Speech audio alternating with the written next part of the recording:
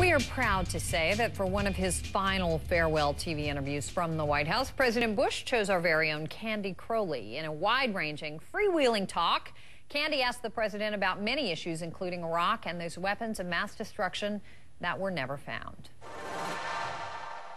Were you ever angry about it? When you found out, like, what was that moment when you found out? No weapons? No weapons, the intelligence was wrong. You know, I think angry is too strong a passion.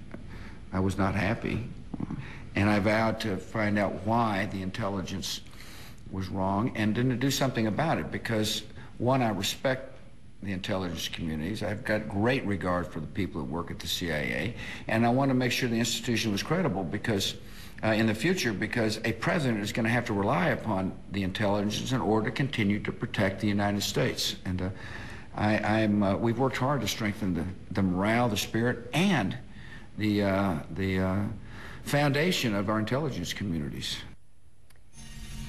Candy Crowley joining us right now from Washington. And Candy, obviously this is a time where the president is thinking a lot about his legacy, and it seems his top priority is defending his decision to go to war in Iraq. Well, absolutely. I mean, that's how over history one can assume that the Bush legacy will be defined, and that's by the war in Iraq. Now, what surprised me, of course, was that, first of all, he did say in this interview that in 2006, when, of course, he was defending the war and telling the American people that it was going to be all right and that things were moving along, the president admits that in 2006 he had some times when he wondered whether the war was winnable. He also says that he did have people inside the administration about that time telling him that he ought to start withdrawing troops. He obviously decided differently.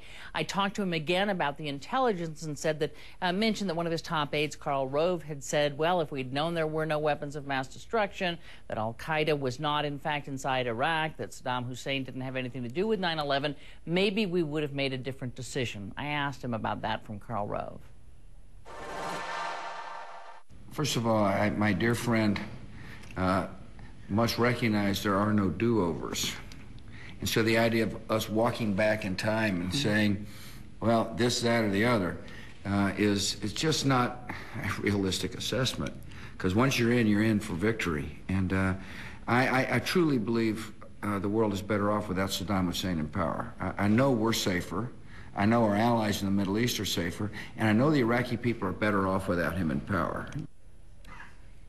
And Candy, I know in the campaign, Barack Obama, of course, basically ran against Bush, against the Bush record. But despite that, the president told you couldn't help but be moved by Obama's victory. Absolutely. I mean, he saw what many people saw during the course of the campaign. As he watched it, he clearly wanted John McCain to win.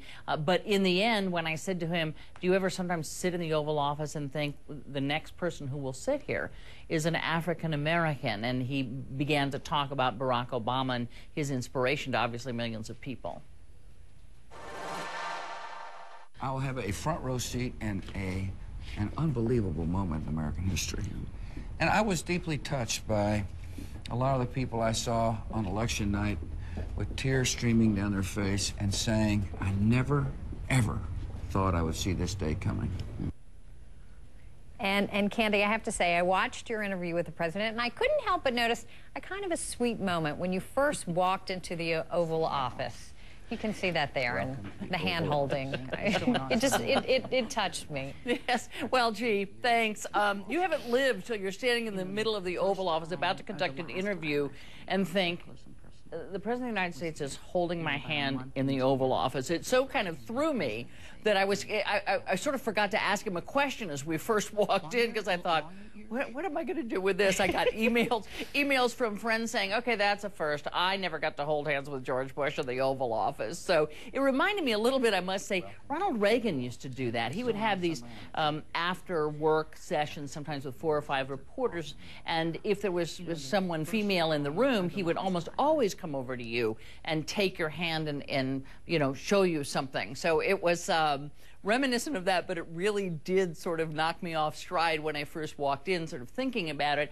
And with the president, I think it's also that there is some nostalgia going on here. I first covered him in his first term as governor when he was thinking about running for president, covered his re-election for governor, and then, of course, his campaign. So that goes back a while. And I think there is something going on there with the nostalgia. He talked about, well, the last this and the last this. I haven't interviewed him for 8 years, so I think that triggered a lot in him in some way, and that there is, when he talks about doing the last Christmas here or going to see the troops for the last time, that he's incredibly nostalgic, and that may have fit into it. But boy, there's no real response to that.